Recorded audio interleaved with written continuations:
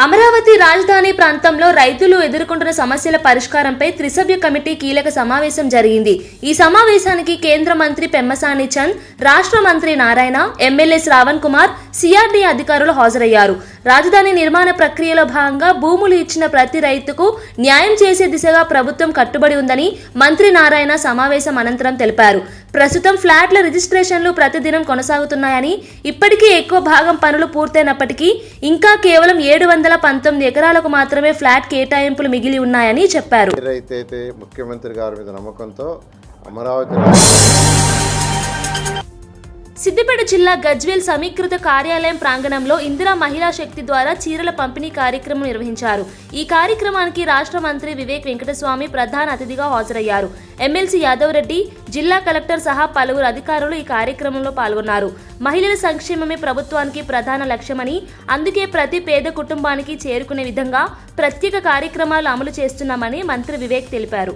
Siddipet district ఈరోజు రాష్ట్ర కాంగ్రెస్ ప్రభుత్వం ద్వారా మహిళలకు ఇందిరాగాంధీ గారి పుట్టినరోజు ఏదైతే రేవంత్ రెడ్డి గారు చీరలు పుట్టపర్తిలో జరుగుతున్న శ్రీ సత్యసాయి శత జయంతి ఉత్సవాలకు రాష్ట్రపతి ద్రౌపది ముర్ము హాజరై ప్రాంతం మొత్తం ఉత్సాహభరితంగా మారింది. ఉదయం పుట్టపర్తి విమానాశ్రయానికి చేరుకున్న రాష్ట్రపతిని ఆంధ్రప్రదేశ్ సీఎం చంద్రబాబు, రాష్ట్ర మంత్రి నారా లోకేష్ ఘనంగా స్వాగతం పలికారు. అనంతరం రాష్ట్రపతి బృందం సాయి కుల్వంత్ హాలుకు చేరుకుని సత్యసాయి మహాసమాధిని దర్శించుకుంది. ఉత్సవాల ప్రాంగణంలో భక్తులు భారీ సంఖ్యలో హాజరై రాష్ట్రపతికి స్వాగతం చెప్పారు. శత జయంతి సందర్భంగా నిర్వహిస్తున్న సేవా కార్యక్రమాలు, సాంస్కృతిక ప్రదర్శనలు, ఆధ్యాత్మిక సభల గురించి నిర్వాహకులు రాష్ట్రపతికి వివరించారు. సత్యసాయి సేవా మార్గం దేశానికి ఇచ్చిన సందేశం ఎంతో ప్రేరణాత్మకమని ఆమె మాట్లాడుతూ అధికారులు हमारे सत्य संत महात्मा अपने कर्म और वाणी से समाज का मार्गदर्शन करते रहे हैं. समाज कल्याण के लिए भी उन महान आत्माओं ने अनेक कार्य किए हैं. श्री सत्य साई बाबा भी బెట్టింగ్ యాప్ల ప్రమోషన్ కేసులో సిఐడి దర్యాప్తు మరింత వేగం పుంజుకుంది. ఈ నేపథ్యంలో సినీ నటి మంచు లక్ష్మి నేడు సిఐడి విచారణకు హాజరయ్యారు.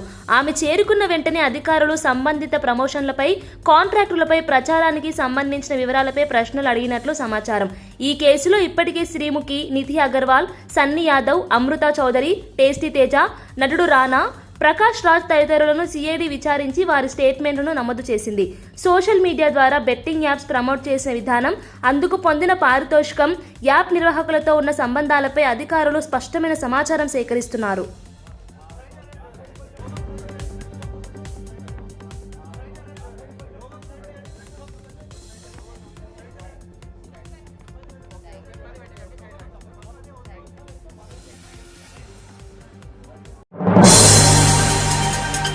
తెలంగాణలో విద్యారంగాన్ని పూర్తిగా మార్చే ప్రయత్నంగా Young India Integrated Schools game చేంజర్గా నిలవబోతున్నాయని డిప్యూటీ సీఎం భట్టి విక్రమార్క తెలిపారు.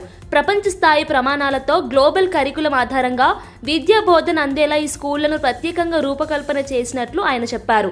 ప్రతి విద్యార్థి అంతర్జాతీయ పోటీలకు సైతం సన్నద్ధమయ్యే విధంగా ఆధునిక బోధన విధానాలు, డిజిటల్ సదుపాయాలు, పరిశోధనాత్మక తరగతులు ఏర్పాటు చేయనున్నట్లు వివరించారు. రాష్ట్ర వ్యాప్తంగా ప్రతి నియోజకవర్గంలో ఒక్కో ఇంటిగ్రేటెడ్ రెసిడెన్షియల్ స్కూల్ నిర్మాణం జరుగుతుందని తెలిపారు. ఒక్కో స్కూల్ను పూర్తి స్థాయి సౌకర్యాలతో 200 కోట్ల వ్యయంతో నిర్మిస్తున్నట్టు భట్టి విక్రమార్క చెప్పారు. ప్రతి బిడ్డ ప్రభుత్వ పరంగా పుట్టపర్తిలో జరుగుతున్న భగవాన్ శ్రీ సత్యసాయి శత జయంతి వేడుకల్లో ముఖ్యమంత్రి చంద్రబాబు కీలక ప్రకటన చేశారు. Sathya Sai tribal women health care ప్రోగ్రాంను రాష్ట్ర ప్రభుత్వం ప్రారంభించబోతోందని ఆయన వెల్లడించారు. గిరిజన మహిళలకు అత్యాధునిక వైద్య సేవలు అందించడమే ఈ కార్యక్రమం ప్రధాన లక్ష్యమని తెలిపారు. అడవి ప్రాంతాల్లో నివసించే గిరిజన మహిళలు సాధారణంగానే వైద్య సేవలకు దూరంగా ఉంటారని, ఈ లోటును పూడ్చేందుకు సూపర్ స్పెషాలిటీ స్థాయి ఆరోగ్య సేవలు అందించేందుకు ప్రత్యేక ప్రణాళిక సిద్ధమైందని సీఎం చెప్పారు. 140